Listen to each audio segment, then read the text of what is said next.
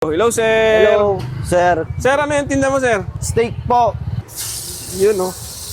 Sir, hindi ito yung lasang nilaga sa... Hindi.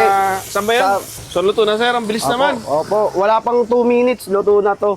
May kasama pang mashed potato. Opo, pinagmamalaki ko po to, made ko po to. Ilang beses ako nag-trial bago ako ma-perfect yung lasa na to. Parang kulay pa lang at amoy. Naamoy ko parang ano ah.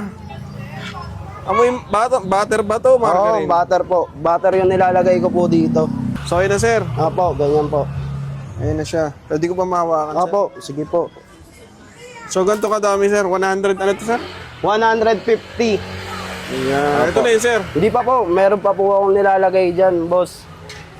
Meron po tayong garlic, yung pinagprituhan na garlic, tapos may side dish na corn.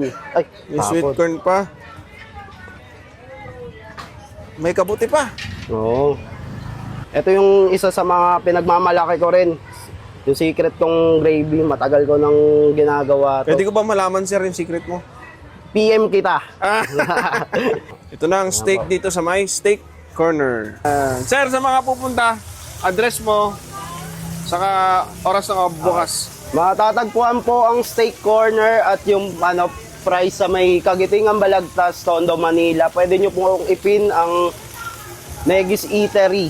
Open po ako everyday ng 5:30 hanggang 1 a.m.